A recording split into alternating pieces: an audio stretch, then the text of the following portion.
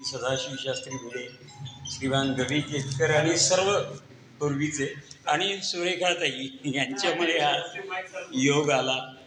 नाहीतर मला काय वियोग झाला होता आपला जवळजवळ मार्च महिन्यापासून. पण सुरेखाताईंनी परत मला जोडलं. याच्या गीता धर्ममंडळाशी मी अतिशय आभारी आहे. मध्यंतरी अमेरिकेत गेलो होतो ना, तिथली एकच सुवार्ता सांगतो की भोवती सर्व ख्रिश्चन महासागर पसरलेला आहे अमेरिकेत आणि भारतीय किती 35-40 लाख आहेत, पण ते कट्टर हिंदू आहेत. आमच्यापेक्षा ते अधिक हिंदू आहेत. भारतातले लोक हिंदू नसतील. उदाहरणार्थ मी 2 मंदिरं पाहिली. साईनाथ महाराजांची होती दोन्ही. एकात सर्वच देवता होत्या आणि एकात साईनाथ महाराज होते. इतकी अप्रतिम मंदिर होती ती, म्हणजे काही काही वेळा भारतापेक्षा सुद्धा अधिक सुंदर. आणि तिथली गर्दी तर मला वाटलं अमेरिकेतल्या भारतीयांनी हिंदुत्व अगदी जपलंय. व तिथला कोणी ख्रिश्चन झाला आहे असं नाही, व तिथली हिंदुत्वावरची श्रद्धा ढळली आहे असं नाही. ही अमेरिकेतली एक अत्यंत सुवार्थ आपल्याला सांगतो की बाहेर गेलेले सगळे भारतीय हे आजही कट्टर हिंदू आहेत. आणि ते श्री गणेशोत्सव असा जोरात की पुण्यात नसेल इतका सुंदर. त्यानंतर बाकीचे आपले उत्सव. तर म्हटलं जाता जाता मी ज्या परिसरात राहत होतो त्याच्या आसपास 7-8 तरी योग केंद्र मी पाहिली योगाची. मग संपूर्ण अमेरिकेत किती असतील ना योगाची केंद्र? माझ्या आसपासच 7-8 केंद्र असतील, म्हणजे 20-25 मैलाच्या परिसरात. खरोखर योगाने सुद्धा झपाटून टाकलंय सगळ्यांना. ही एक दुसरी सुवार्थ आहे. तेव्हा अमेरिकन अध्यक्षांना सुद्धा आता नोंद घ्यावी लागते भारतीयांची. तेव्हा भारतीयांची ते बैठक घेऊन सांगतात मला निवडून द्या, मी तुमच्यासाठी आहे, इत्यादी इत्यादी. तर काय म्हणलं 2 सुवार्थ आपल्याला सांगूया आणि पुढे जाऊया. तर काल माझा आवाज बसला होता आणि मी यांना एकदम हो म्हणून टाकलं, पण परमेश्वर कृपेने आवाज उठला आणि आपल्या पुढे मी उभा राहण्यास समर्थ झालो. तर जाता जाता एक गंमत सांगतो. जिथे लोकमान्य टिळकांनी मुंबईत पहिला श्री गणेशोत्सव चालू केला, कुठे केला चालू? केशवजी नाईकाची चाळ. आजही ती आहे, केशवजी नाईकाची चाळ. तिथे मुंबईतला पहिला गणेशोत्सव. आणि अत्यंत भाग्याने मला तिथे भाषण घेण्याची संधी मिळाली, पण त्या दिवशी माझा आवाजच बसला होता. पण गेलं कसं असं भाषण श्री गणेशाच्या कृपेने. तर भाषण आणि या आवाज यांचं फार नातं आहे, ते फार सांभाळायला लागतं. मला वाटतं आजचं जे व्याख्यान आहे ते गच्यामुळेच आहे. माझ्याकडे ते संकट आलं तर, पण सर्वांची कृपा, सर्वांच्या सदिच्छा. आता खूप महिन्यात हो येतो खूप महिन्यात मी आपल्याला काय प्रश्न विचारले नाहीत. आपले नेहमीचे प्रश्न आणि सर्वांना पारितोषिक काहीतरी. पहिला प्रश्न मी असं सांगेन की शिवाजी महाराजांचा समोर अर्धपुतळा आहे, तो तिथीसाठी बसला. शिवाजी महाराजांचा अर्धपुतळा आहे, त्याचं नाव शिवाजी मंदिर आहे. ही कल्पना कोणाची असावी? ही कल्पना लोकमान्य टिळकांची असावी की त्यांच्या मनात होतं शिवाजी महाराजांचं एक मंदिर असलं पाहिजे. आणि मग हे शिवाजी मंदिर, आणि तिथे मग तो शिवाजी महाराजांचा अर्धपुतळा आहे. तो अगदी आपल्या जवळच आहे. खाली लिहिले ना 1924. तोही फक्त 1924 आहे का 23? माझं जरा गोंधळ झाला. 23 किंवा 24. 23 बरोबर. म्हणजे 100 वर्ष त्या पुतळ्याला झाली. शिवाजी मंदिराला अधिक झाली असतील. आता आपल्या भागात 5-7 क्रांतिकारक होऊन गेले. 7 भारतीय स्वातंत्र्यासाठी लढणारे. त्यातल्या किमान 4 जणांचे नाव सांगता येतील का? एक 4 सांगायचे. बरोबर आहे. बरोबर आहे. 2 तर 3 चाफेकर बंधू, दामोदर, बाळकृष्ण, वासुदेव, 4 वासवण फडके. नंतर चाफेकरांचे 2 सहाय्यक होते, रानडे आणि साठे. त्यांनाही शिक्षा झाल्या. एकानं रानड्यांना फाशीच झाली, साठ्यांना 7 वर्षाची शिक्षा झाली. ते हे. आणि आता एक राहिले क्रांतिकारक, त्यांचं नाव आणि एका क्रांतिकारकाचं नाव सारखंच आहे जवळजवळ. कोण असतील ते? पलीकडे वासुदेवन गोगटे, वासुदेवन फडके, वासुदेवन गोगटे. या नुसत्या परिसरात 7 क्रांती. म्हणून वीर सावरकर मला जर सांगितलं तर नुसत्या पुण्यातून मी निम्म मंत्रिमंडळ देऊ शकेन दिल्लीला. इतकी पुण्याची श्रीमंती आहे, इतकं समृद्धी आहे. या रस्त्याचं पूर्ण नाव काय? पूर्ण नाव, हा जो रस्ता आहे, हा बरोबर आहे. तुम्हाला बिस्किट देतो. आज मी बॉलपेन का नाही आणलं? मध्यंतरी बॉलपेन विकत घेतली, ती खराब निघाली सगळी. हाच तो संस्कार. धन्यवाद. म्हणून आज म्हटलं बिस्किट देऊ दिवाळीच्या निमित्ताने, नाही का? तर काय सांगितलं तुम्ही उत्तर? हां हो. तर 3 भोपटकर आहेत ते एकूण, लक्ष्मण बळवंत, भास्कर बळवंत, दिनकर बळवंत. यातलं एक खालचं. आता मी कदाचित माझ्या वयाचा परिणाम असेल, स्मरणशक्ती कधी कधी त्याच्यात येते. तर येताना मी त्या रस्त्याचं नाव बघून यायला पाहिजे होतं, पूर्ण नाव. मग त्याच्यात धर्मवीर शब्द अण्णासाहेब. हां, तर भोपटकर डॉक्टर हां ल ब भोपटकर. त्यानंतर भारतरत्न डॉक्टर बाबासाहेब आंबेडकर आणि वीर सावरकर यांचा संबंध सांगता येईल का? अद्भुत आहे. वीर सावरकर, भारतरत्न डॉक्टर बाबासाहेब आंबेडकर आणि भोपटकर. तो संबंध असा आहे की अत्यंत अक्षाने अत्यंत वीर सावरकरांना अटक झाली आणि त्यांच्यावर गांधी हत्येचा आरोप लावण्यात आला. काय भयंकर आहे. आणि मग त्यांचं वकीलपत्र विधिक नेता घेण्यासाठी भोपटकर दिल्लीला गेले. एक दिवशी त्यांना दूरभाष आला. कोणाचा? डॉक्टर बाबासाहेब आंबेडकरांचा. की अण्णासाहेब, तुम्ही मला, मी सांगतो, त्या दिल्लीच्या तो मैलाचा दगड आहे तिथे भेटा, कुणालाही बोलू नका. त्या मैलाच्या दगडापाशी माझी वाट पाहा. आणि दूर कुठेतरी दिल्लीपासून त्या मैलाच्या दगडापाशी ते उभे राहिले आणि बाबासाहेबांची गाडी आली. बाबासाहेब म्हणाले, आम्ही ते मंत्रिमंडळात होते, आम्ही सगळ्यांनी सांगितलं नेहरूंना की तुम्ही वीर सावरकरांना गोवू नका, पण आमचं कोण ऐकतो? तर मी तुम्हाला सांगतो, सावरकरांना सोडवणं अगदी सोपं आहे. त्यांना साधा वकील दे तरी ते सुटतील. मी सांगतो ते मुद्दे लक्षात घ्या आणि लढवा केस, आणि ते सुटले बघा. तर कमाल आहे. डॉक्टर बाबासाहेबांचं हे वीर सावरकरांवरचं प्रेम, याला उपाशी विठोबा का म्हणतात? तो पलीकडे उपाशी विठोबा का? तर प्रथम ते गिरणे नावाचे सराफ होते, त्यांचा तो होता. त्यांनी अतिशय कडक उपवास करत एक दिवस. नंतर तो गोडबोल्यांकडे आला, त्यांनी बी उपवासाची परंपरा चालू ठेवली. नंतर तो विठोबाचं मंदिर गोडबोले करंदीकर नाही विसरलो, त्यांच्याकडे आला तो काळे. आणि चौथं साठे, आपल्याकडे येतात ना साठे. तर हे चौघही उपवास करत, म्हणून मग त्या विठोबाचं नाव उपाशी विठोबाचं पडलं.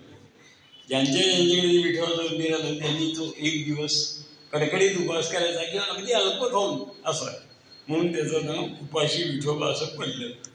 आता एका क्रांतिकारकांचं नुकतंच जन्म आणि त्यांच्या जन्माचा दिनांक नुकताच आहे, आपल्याच परिसरात आहे. कोण असतील ते? मग अशी नाव सांगितले, वासुदेव बळवंत फडके.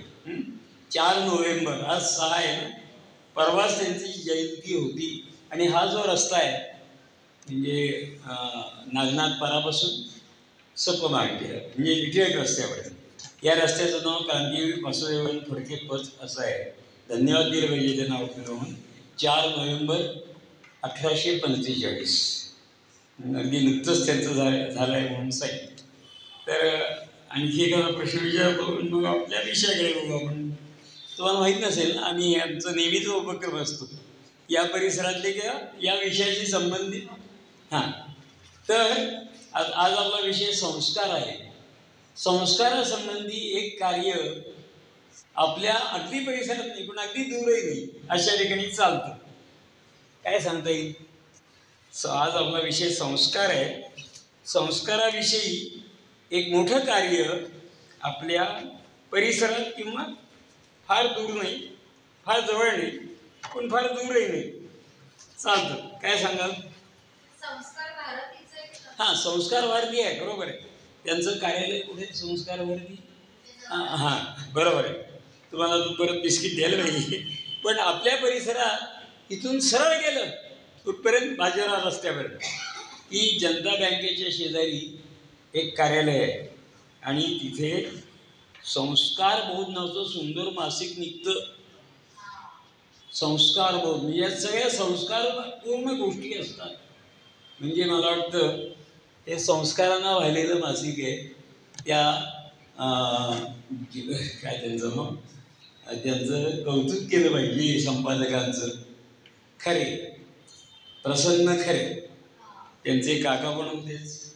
तर फारच सुंदर यात सगळ्या गोष्टीच असतात आणि सगळ्या गोष्टी सामान्यतः संस्कारासंबंधी असतात. म्हणलं आपल्यापासून काही फार दूर नाही बाजारात रस्ता 2 चौक गेलं की बाजारात असतं. तिथे ते मासिक निघतं.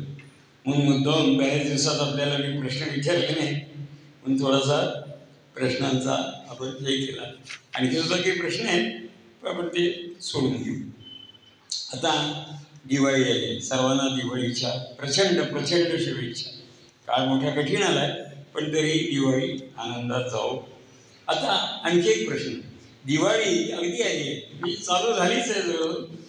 संत श्री ज्ञानेश्वर महाराज आणि दिवाळी यांचा संबंध सांगते. आपलं दैवत आहे श्री ज्ञानेश्वर महाराज. गीताश्रमण म्हणजे काय? ज्ञानेश्वरी आहेच ना. तर दोघांचा संबंध काय? दिवाळी आणि श्री ज्ञानेश्वर महाराज. आता 750 वर्ष होती. तर ज्ञानेश्वरीमध्ये दिवाळीचा 4 वेळा उल्लेख आहे. 4 दिवाळी असा, दीपावली नाही, दिवाळी.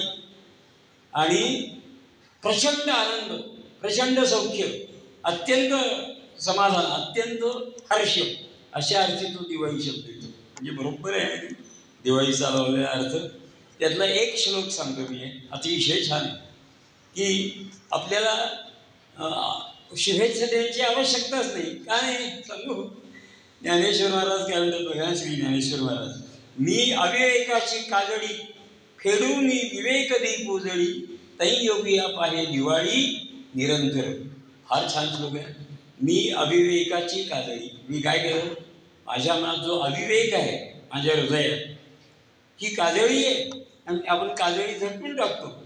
तर ही जी काजळी आहे अविवेक. विवेक म्हणजे काय? चांगलं काय, वाईट काय, उच्च काय, नीच काय, सुंदर काय, वाईट काय, यातली भेदरेषा ज्याला कळते त्याला विवेक म्हणतात. कित्येकांना चांगलं वाईट यातला फरक कळत नाही, भेद नंतर कळत नाही. तर विवेकचा अर्थ असा की कळलं पाहिजे चांगलं काय आहे, वाईट काय. तर आणि याच्या उलट अविवेक. तर अविवेकाची काजळी माझ्या हृदयात धरली होती, ती मी काढून टाकली. मी अविवेकाची काजळी फेडून विवेक दीप उजळी. माझ्या हृदयात मी विवेकाचा दिवा लावलेला आहे. विवेक. तर अध्यात्मातही वेदांतातही विवेकाचा अर्थ चांगला आहेच आणि आपला सर्वसामान्य अर्थ म्हणजे हा चांगलं वाईट यातलं अंतर कळणे, यातला फरक कळणे, यातली भेदरेषा कळणे. तर मी माझ्या हृदयातली जी अविवेकाची काजळी आहे ती फेडून टाकलेली आहे, काढून टाकलेली आहे, झटकून टाकलेली आहे आणि तिथे मी विवेकाचा दिवा प्रज्वलित केलेला आहे. मग असं जर असेल तै योगिया पाहे दिवाळी. अशा योग्यांना निरंतर रोजच दिवाळी आहे. ज्याने आपल्या हृदयात विवेकाचा दिवा लावला आहे अशा योग्यांना प्रतिदिनच दिवाळी आहे. मी म्हटलं ना आपल्याला दिवाळीच्या शुभेच्छा द्यायची आवश्यकता नाही, कारण आपल्या हृदयात रोजच विवेकाचा दिवा आहे. रोजच दिवाळी आपल्या हृदयात पेटलेली आहे. किती छान आहे हा श्लोक, ही ओवी. मी अविवेकाची काजळी फेडून विवेक दीप उजळी, तै योगिया पाहे दिवाळी निरंतर. झालं. आता संस्कार शब्दाचा अर्थ काय झालो? संस्कार शब्दाचा अर्थ सोपा आहे. त्यात 2 शब्द आहेत, सम अधिक कार स्कार, तो सम अधिक कार, तो मध्ये संस्कार. सम म्हणजे पॉलिश, काही बूट मळलेले आहे किंवा सदरा मळलेला आहे, मग आपण तो इस्त्री करतो, तो छान दिसतो, बुटाला पॉलिश केलं छान दिसतं. तसं आपल्या मनाला चकचकीत करणं, आपल्या विचारांना उत्कृष्ट करणं, याचा अर्थ संस्कार. किती छान आहे. संस्कार चांगलं करणे, कारण म्हणजे करणे, सम म्हणजे चांगलं, उत्कृष्ट, छान. तर छान करणं, उत्कृष्ट करणं, उत्तम करणं, याला म्हणायचं संस्कार. आता पु ल देशपांडेंसारखा एक नास्तिक मनुष्य, पु ल देशपांडे हे देवावर विश्वास ठेवत नाही, पण ते कोणाच्या भावनाही दुखवत नाहीत, हेही महत्त्वाचं आहे. पु ल देशपांडे नास्तिक आहे, पण त्यांनी कोणाच्या भावना दुखवलेल्या नाहीत. तर त्यांनी संस्कारावर एक लेख लिहिला आहे, तो जो आहे फार जुना लेख आहे, 1962 सालचा तो लेख, 1962 म्हणजे कुठच्या उद्या बघा आहे ना. आणि तो लेख संस्कारावरच आहे. तो कोणत्या मासिकात, सुगंध मासिकात बहुधा आहे. सुगंध मी आता शोधतो, माझ्याकडे बहुधा संपूर्ण लेख आहे किंवा त्याचा सारांश आहे. त्यात त्याचं म्हणतात संस्कार. संस्कार म्हणजे काय हो? आता संस्कार शब्दाचा काहींना विचार होईल. संस्कार शब्द काहींना आवडत नाही, आधुनिकांना आवडत नाही, पण पुलंसारखा पुरोगामी आणि नास्तिक दृष्टीला सांगतो संस्काराची अत्यंत आवश्यकता आहे. आणि त्यांनी संस्काराची केलेली व्याख्या इतकी सुरेख आहे, काय सांगू. व्यक्तीला चांगलं करण्यासाठी आखलेला कार्यक्रम. काय अप्रतिम व्याख्या आहे. व्यक्ती चांगली व्हावी, व्यक्ती उत्कृष्ट निघावी, एखादा माणूस उत्कृष्ट व्हावा, चांगला व्हावा, यासाठी आखलेला जो कार्यक्रम, त्याला म्हणायचं संस्कार. याची इतकी उत्तम व्याख्या असेल संस्काराची. व्यक्तीला चांगलं करण्यासाठी, उत्कृष्ट करण्यासाठी, घडवण्यासाठी आखलेला कार्यक्रम म्हणजे संस्कार. उगीच का भाषा प्रभू आहेत, किती छान लिहिलं बघा त्यांनी. आणि मग त्यात संस्कारासंबंधी त्यांनी खूप विवेचन केलं आहे. कधी मला मिळाला तर तो लेख मी आपल्याला दाखवेन.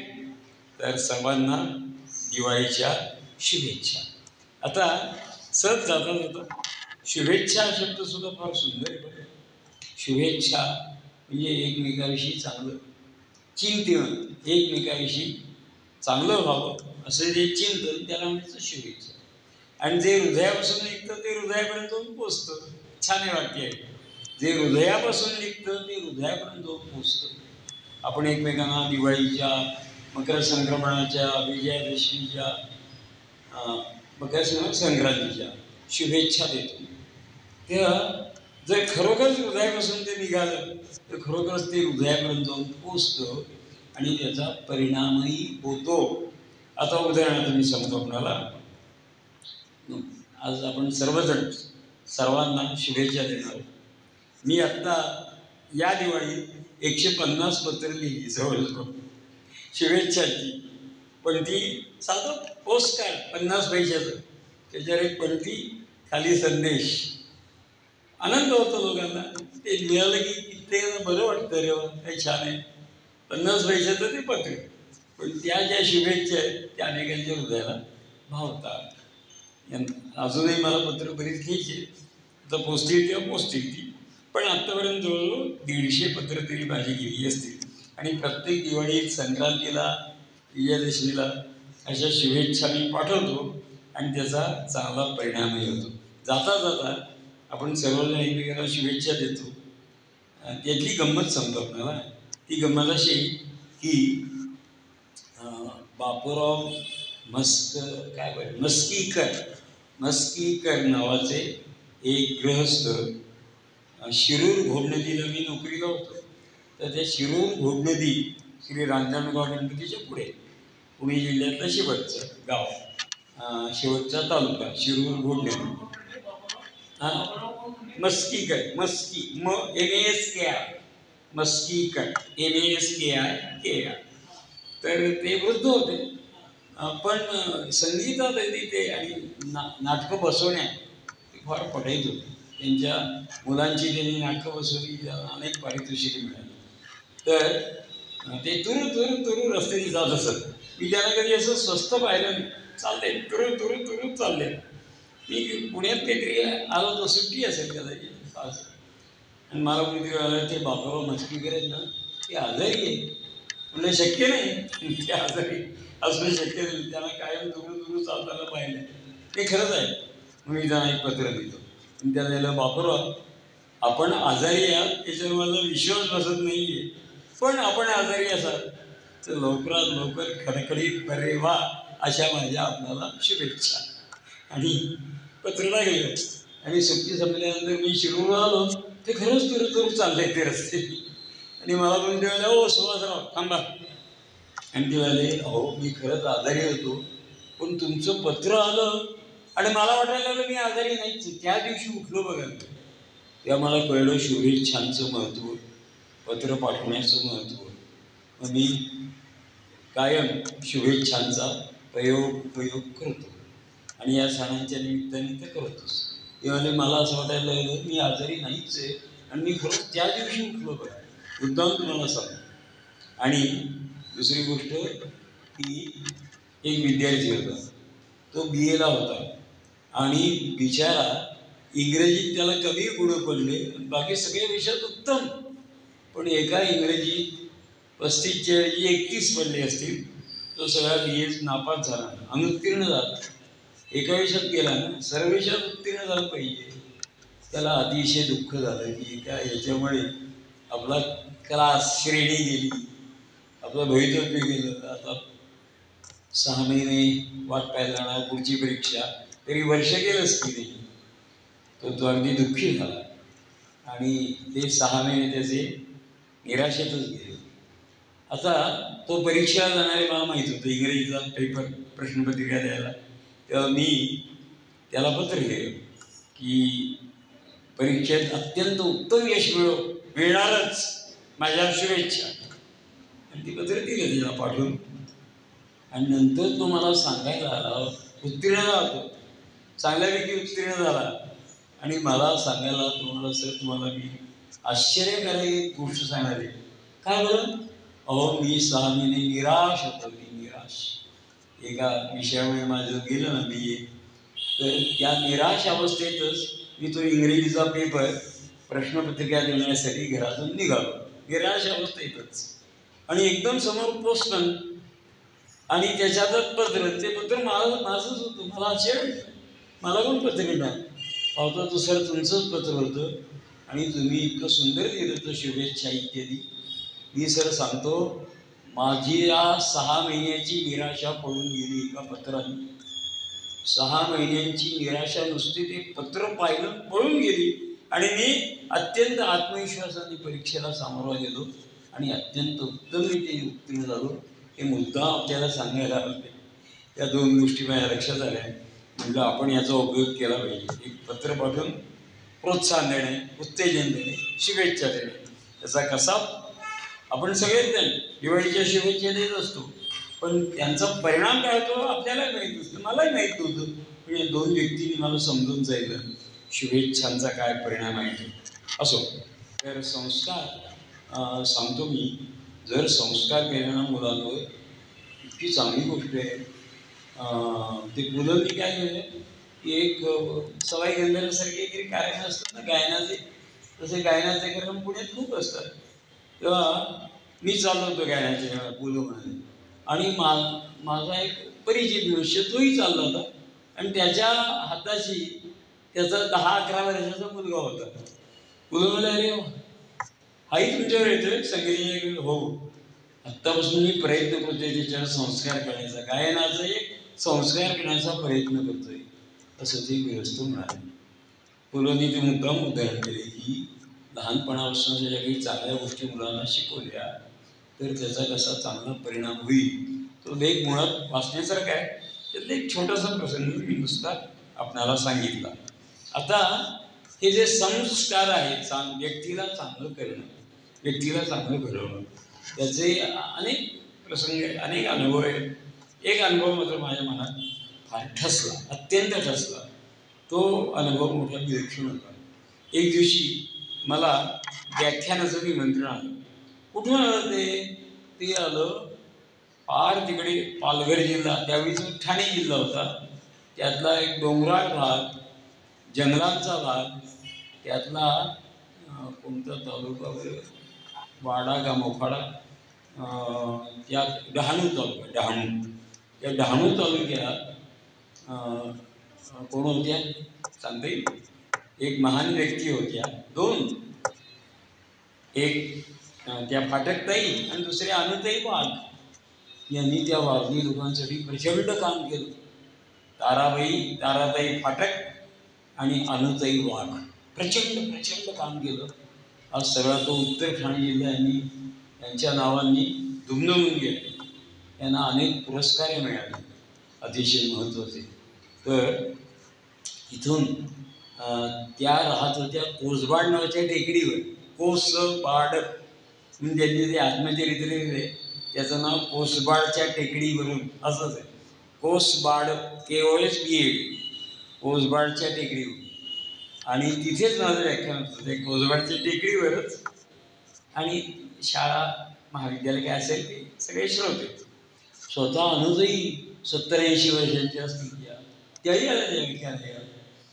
मी झालं व्याख्यान, मग अनुताईंना नमस्कार म्हणून म्हटलं, मला एखादी आठवण सांगता का तुमच्या जीवनातली? तर त्यांनी मग त्या आत गेल्या, ते चरित्र घेऊन आले, आत्मचरित्र कोसबाडच्या टेकडीवरून. आणि त्यांनी स्वाक्षरी करून मला ते दिलं. माझ्या आयुष्यातला तो एक अत्यंत आनंदाचा क्षण होता. आणि ती भेट म्हणजे माझ्या अतिशय आनंदाची. जपून ठेवलं ते चरित्र.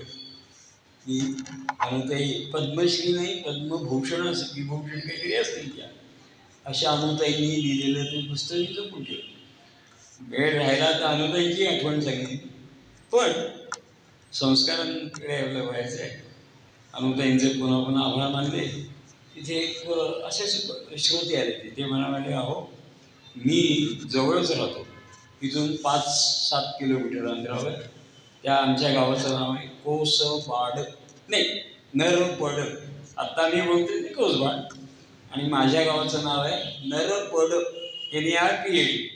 हे काय इंग्रजी सांगतो मी, म्हणजे कधी माझ्या अस्पष्ट आलं तोंडातून तो नीट काढा.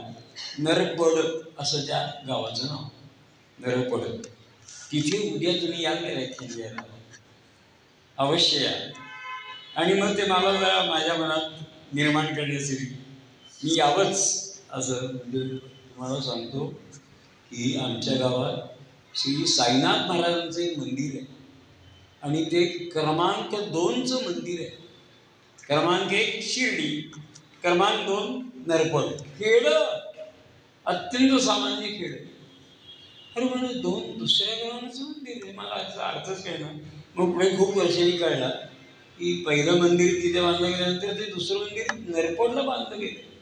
आणि आता तर काय, मी अमेरिकेत 2 मंदिरांचं दर्शन घेऊन आलो. साईनाथ महाराज तिथे शेजारी, बालाजी तरी साईनाथ. तर तुम्ही या म्हटलं. मंदिर आहे याचा मला आनंद आहे, अतिशय आनंद आहे. मी येतोच. आणि समजा मंदिर नसतं तरी मी आवडत असतो. पण आता हा बोनस मिळाला मला, अवश्य येतो. दुसऱ्या दिवशी मी त्या नरपड गावात गेलो आणि शाळेत गेलो. मुख्याध्यापक म्हणाले, आता एक 20 मिनिटात घंटा होईल की आपण तुमचं व्याख्यान चालू करू, चालेल ना? म्हटलं चालेल. तोपर्यंत 20 मिनिटात मी साईनाथ महाराजांचं दर्शन घेऊन येतो. ते म्हणे या, अवश्य या. आम्ही विद्यार्थ्यांना बसून घेतो. मी निघालो तर ते एवढ्याशा गावात साईनाथ महाराजांचं मंदिर सापडणं काही अवघड नव्हतं. आणि जाता जाता ते मंदिर दिसलं आणि विहीर दिसली.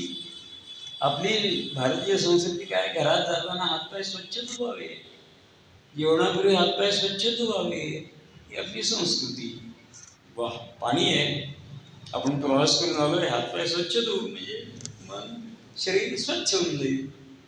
छान छान, बरं वाटलं मला. म्हणजे विहिरीजवळ गेलो, पाणी होतं वर आलेलं, पण काढायचं कसं, काही नव्हतं साधन तिथे. अरे अरे, म्हणजे ओठापर्यंत पाण्याचा पेला जावा, ते पाणी घशात उतरून नाही तसं झालं. पाणी दिसतंय समोर, पण काढायला काहीच नाही. आणि वाईट वाटलं की आपल्याला हे हातपाय स्वच्छ धुवून जात आहेत. साईनाथ महाराज मला क्षमा करा. मी हातपाय न धुता देणारे, तेवढं एक 10-12 वर्षाची चिमुरडी मुलगी आहे, धावत धावत आणि मला एकदा म्हणली, बाबा तुम्हाला पाणी हवंय का? म्हणजे काय कमाल आहे, या एवढ्याशा चिमुरड्या मुलीने माझ्या मनाचा विचार कसा लागला, की मनकवडी दिसते, फारच हुशार दिसते. म्हटलं अरे वा, तू देणार असेल तर मला पाणी हवंय. धावत गेली, कासरा म्हणजे दोन आणि बादली घेऊन आली आणि तिने पाणी काढलं, सुंदर पाणी. हातपाय स्वच्छ धुतले, प्यायलो, बरं वाटलं. आता कृतज्ञता, पु ल देशपांडे म्हणतात, कृतज्ञता हा माणसाला मिळालेला महान अलंकार आहे. केलेल्या गोष्टीची जाणीव ठेवणं, केलेल्या गोष्टीची जाणीव ठेवण्याला म्हणतात कृतज्ञता. सहज जाता जाता एक विनोद सांगतो, मला ते विनोद सांगायला फार आवडतं. ठाणे या गाडून पूर्वी ठाणे जिल्ह्यातच होतं. या ठाणे शहरात प्राध्यापक भोमकर नावाचे सर आहेत. तर ते फार अतिशय विद्वान, त्यांना ठाणे भूषण हा पुरस्कार मिळाला. तर त्यांनी एक सुंदर वाक्य, खूप सुंदर वाक्य लिहिली आहे. त्यातलं एक वाक्य त्यांनी मला सांगितलं.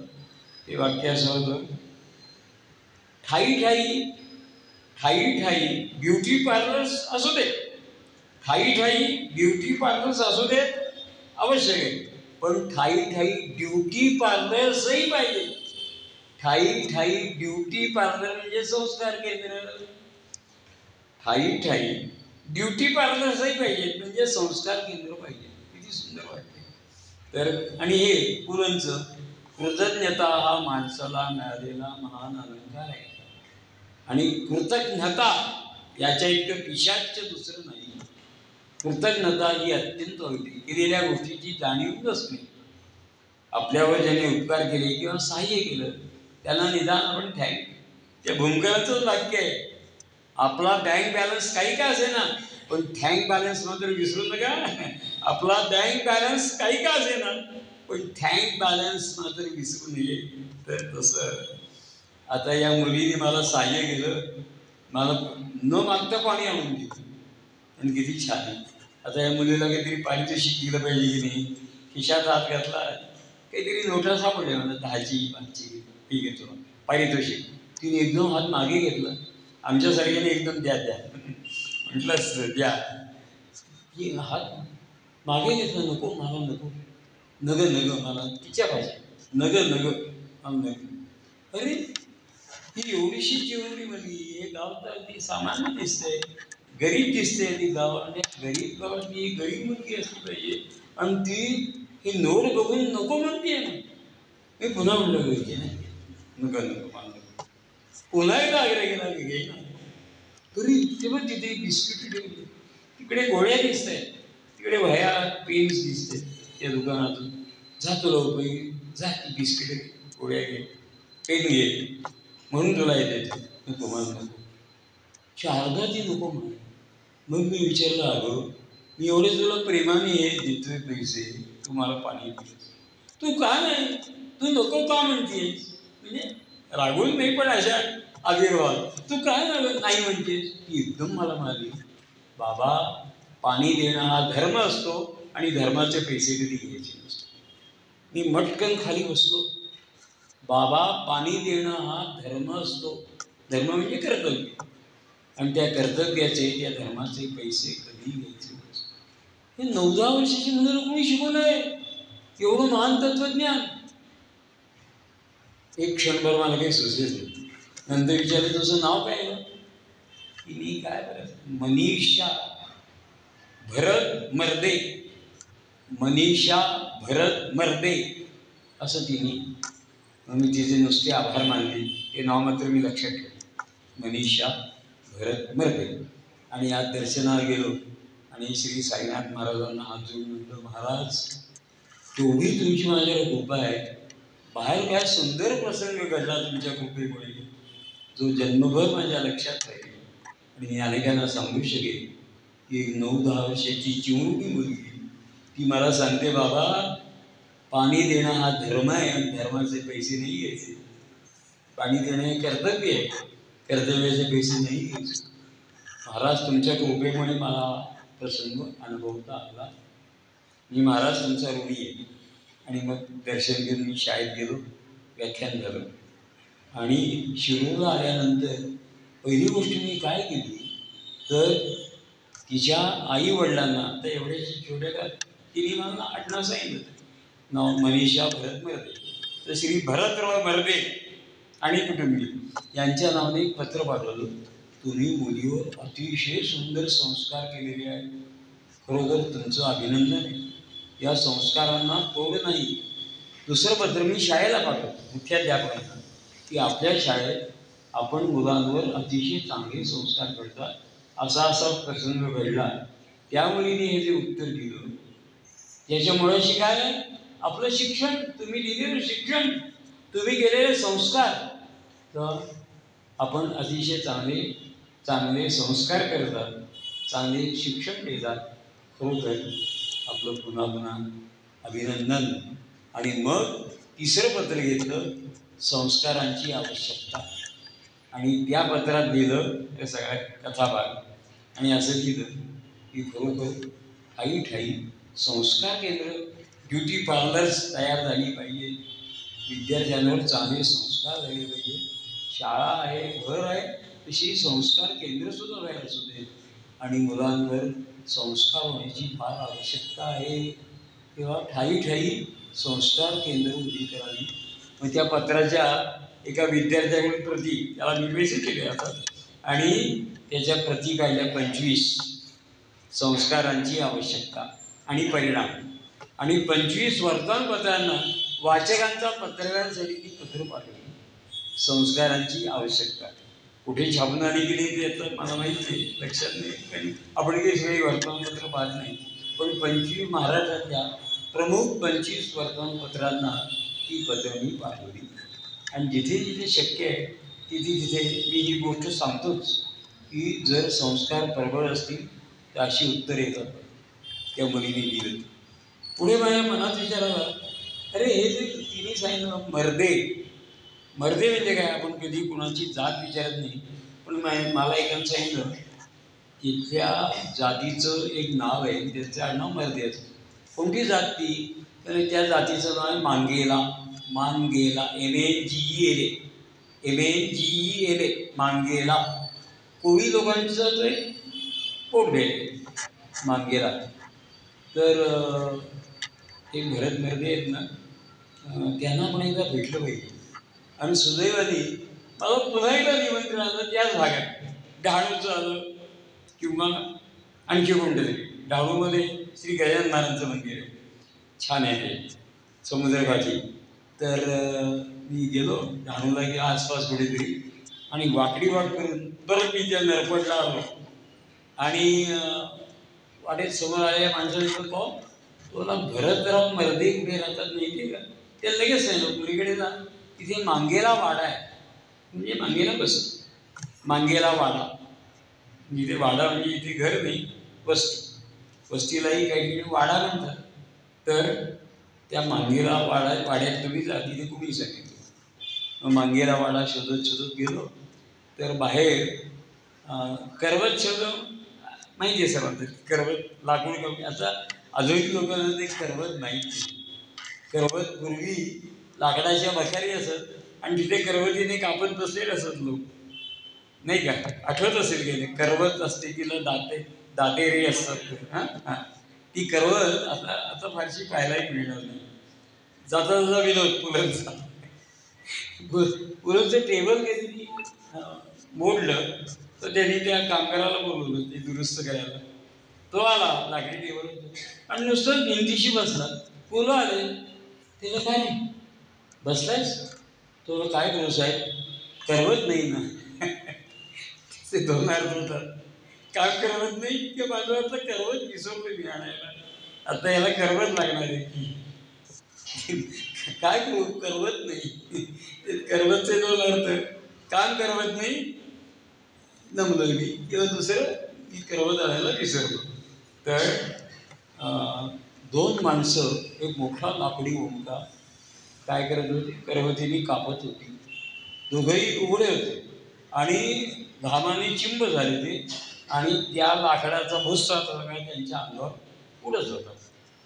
ते दृश्य काय आहे, बिचारे लाकडाच्या त्या भुष्याने अगदी भरून गेले.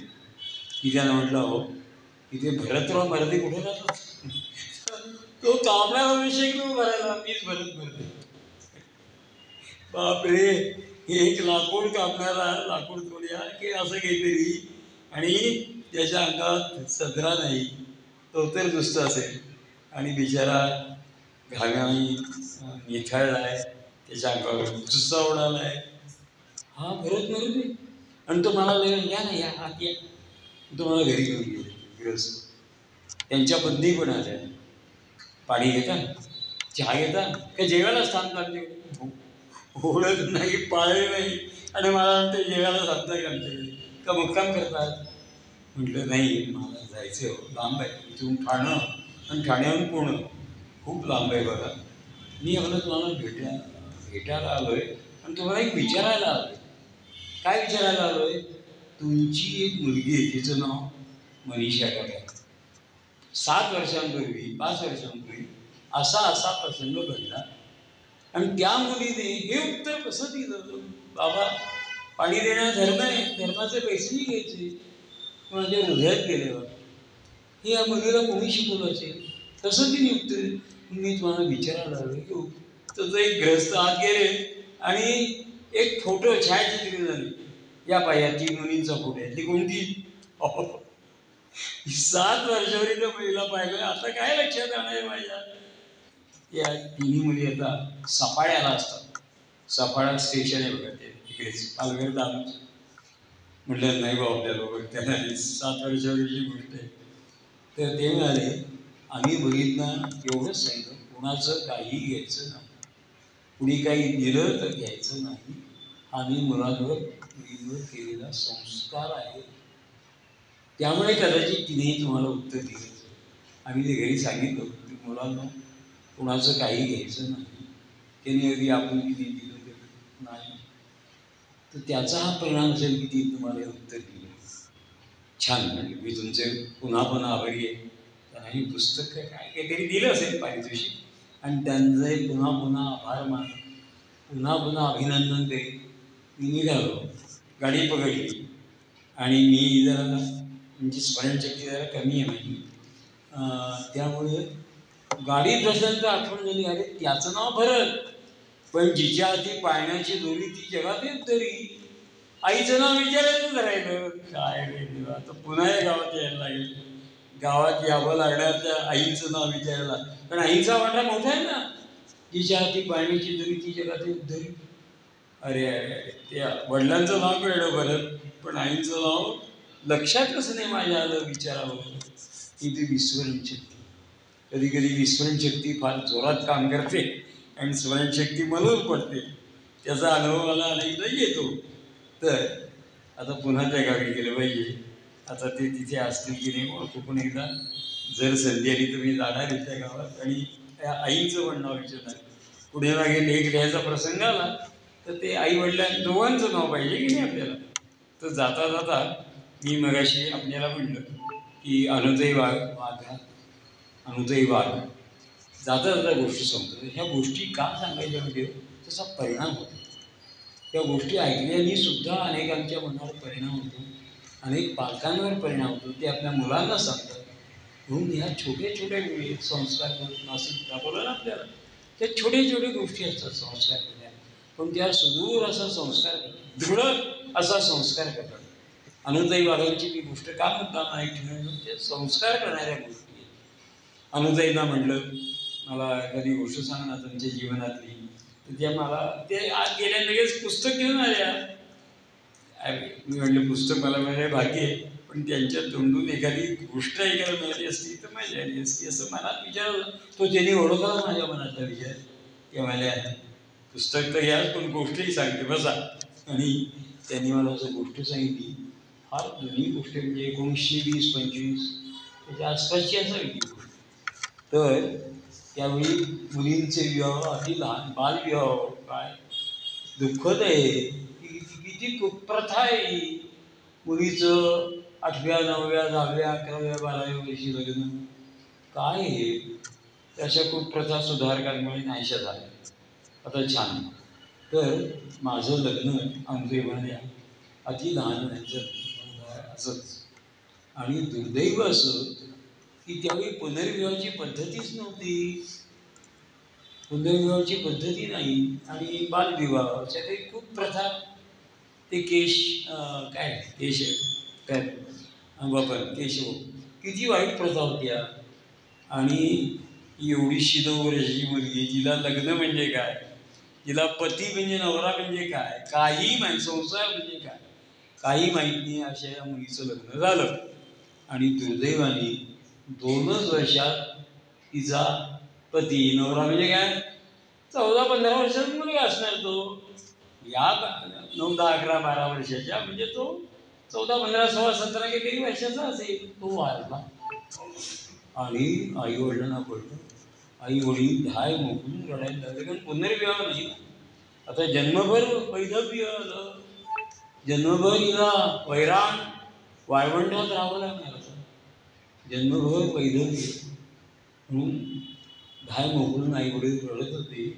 आणि छोटी अनु काय विचारते आई वडिलांना, बाबा आई काय झालं, तुम्ही काय रडताय, काय झालं, तुम्ही काय रडताय, रडण्यासारखं काय, म्हणजे आपला नवरा गेला आहे, तिला काय कर. आणि आता पुढे आपलं जीवन भयान आहे हे तिला माहीत नाही ना. आई वडिलांना अति वाईट पडलं. तर आता आपण सांत्वनाला जातो, तसे अनेक नातेवाईक परिचित मंडळी भेटायला आली सांत्वनासाठी, आणि त्यांनी एक सल्ला दिला, तर फार अवघड आहे. आता एक गोष्ट करा, तिला शाळेत घाला, शिकवा, म्हणजे तरी काहीतरी होईल. आणि मग तिला शाळेत घातलं आणि ती उत्तमपैकी उत्तीर्ण झाली. वाढता वाढता BA होऊन हुजूर बागेत त्याचा नोकरी लागली. इकडे आहे ना हुजूर बागेत. तर आणि पुढे म्हणजे मुख्याध्यापिकाही झाल्या असत्या उत्तम. आणि तेवढ्यात त्यांनी त्या ताराबाई मोडक त्यांनी त्या वारली लोकांमध्ये काम चालू केलं. वारली लोक म्हणजे काय होते, जंगल, तिथे ते वारली, तिथे सगळं काय काय आहे की पूर्वी 6 अट, आता मला आठवत नाही ते. तिथे अज्ञान आहे, तिथे अनारोग्य आहे, तिथे आळस आहे, तिथे अस्वच्छता आहे, असं किती 6 अ मी शोधून काढले ते, की त्या प्रदेशात काय आहे, अति अस्वच्छ आहे, अति अज्ञान आहे, अनारोग्य आहे, डॉक्टरने असं कुठे काय उपचार करणार. अशा त्या भयान ठिकाणी काय ताराताई फाटक आले, त्यांचं चरित्र आहे. फक्त त्यांच्या कन्येनेच दिले, प्रतिभाताई काय त्यांचं नाव फाटक असेल, तर त्यांनी ते चरित्र लिहिले. छान आहे चरित्र. आणि त्याही फार मोठ्या होऊन गेल्या ताराताई मोडक. त्यांना भारताच्या मॉन्टेसरी म्हणतात, इतक्या त्या महान होत्या ताराताई मोडक. तर भारताच्या मॉन्टेसरी. तर त्यांचं वर्णन वर्तमानपत्रात या अनुताईंनी वाचलं. आणि त्यांना म्हटलं आपणही जावं, आपण ताराताईंना सामील व्हावं, आणि आपण त्या वारली वस्तीमध्ये काम करावं. त्यांना शिक्षणाचं काय, जिच्या डोळ्यासमोर उज्ज्वल भवितव्य आहे, मुख्याध्यापिकावर सुद्धा पद मिळणार आहे, तिने सगळ्यांचा त्याग केला आणि मन घट्ट करून त्या वारली डहाणू तालुक्यात आल्या. त्या अनुताईंना भेटले की मला इथे काम करायचं. अनुताई ताराताईंना भेटल्या, मला इथे काम करायचं.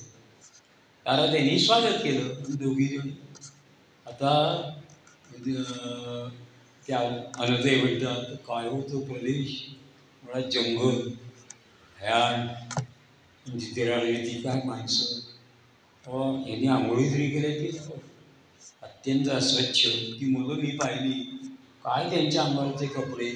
मुलांनी एक लिहिलंय ना विनोद, आपण म्हणतो ना हे कापड मळखाऊ आहे, हे कापड पूर्वी मळखाऊ आहे. त्या कापडांनी किती मळ खावा मुलं म्हणतात.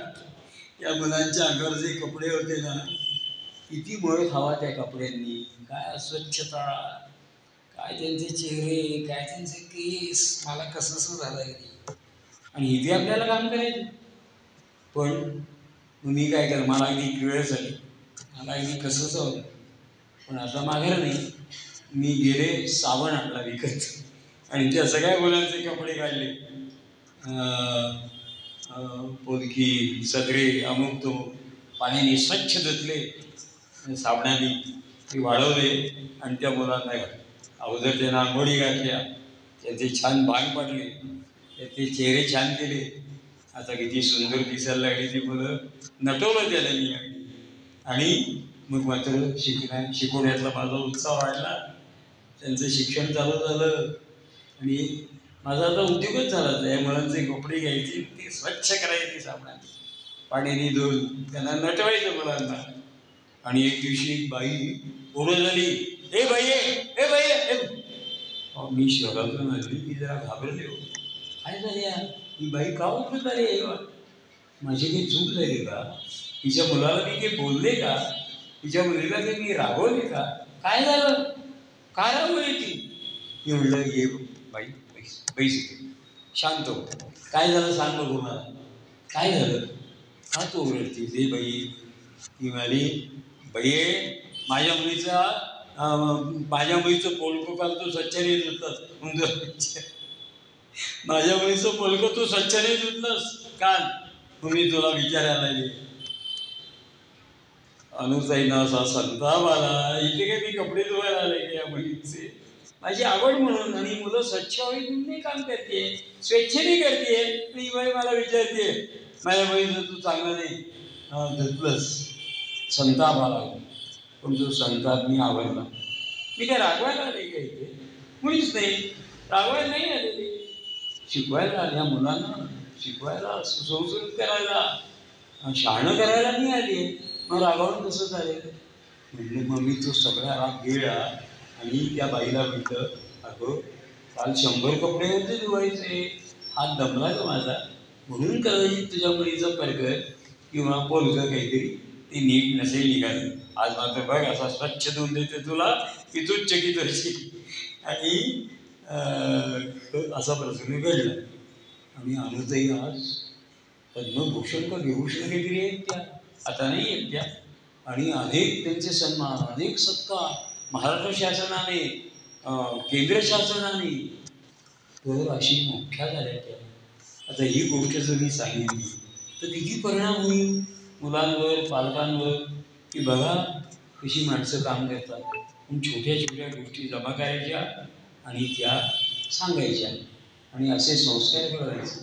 आता हा संस्कार विषय खूप मोठा आहे. या संस्कार भाग 2 आपण कधीतरी पुढे चालतो. शेवटची गोष्ट सांगतो. स्वामी विवेकानंद केवढे मोठे होते. 11 सप्टेंबर 1893 आपल्याला स्वामी विवेकानंदांना कोण नाही. इथे विवेकानंद नाही, रामकृष्ण, श्री रामकृष्ण आश्रम आहे, पलीकडे श्री शारदा मठ आहे.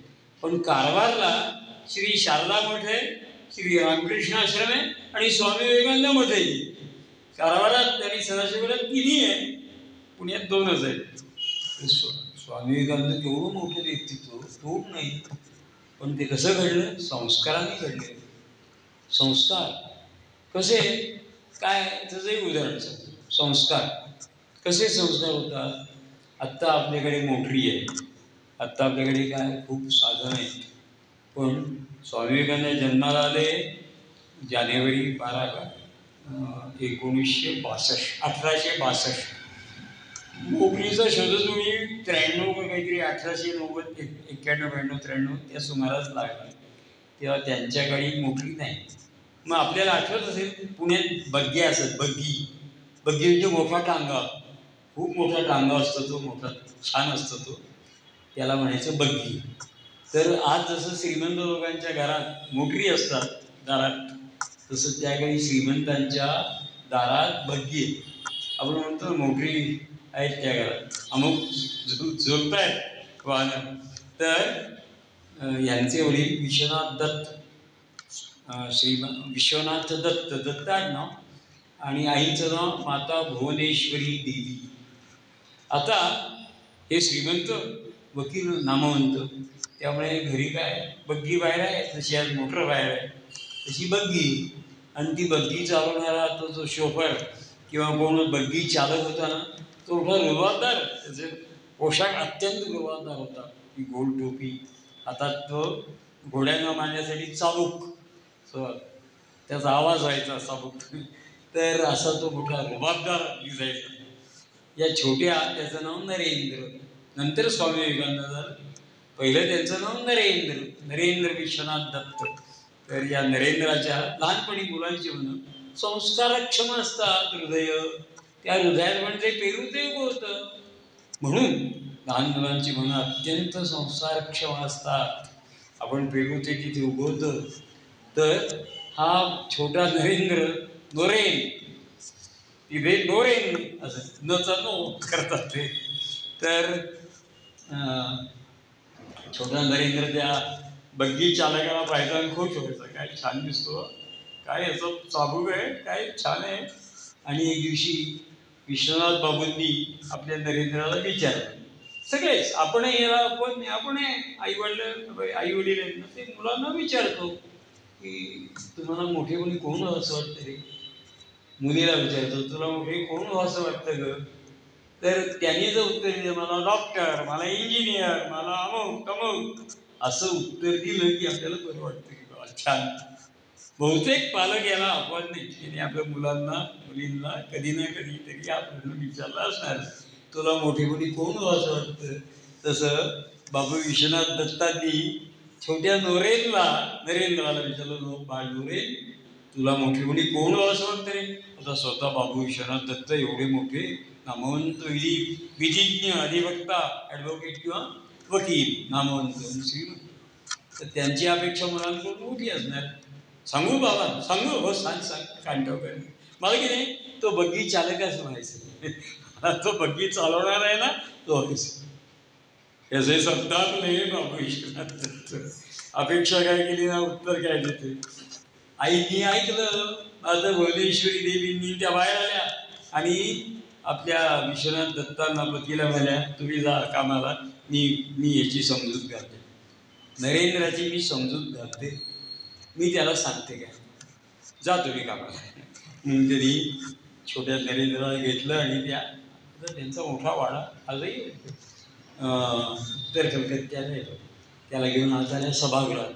आणि अशी सुंदर सुंदर चित्र होती, अतिशय सुंदर चित्र होती. एक चित्र असं होतं, भगवान श्री गोपालकृष्ण सारथी आहेत रथाचे, पाठीमागे अर्जुन बसलेला आहे रथात, आणि हा सारथी एका हातात घोड्याचे लगाम, दुसऱ्या हातात चाबूक घेऊन बसलेला आहे आणि अर्जुन मागे बसलेला आहे.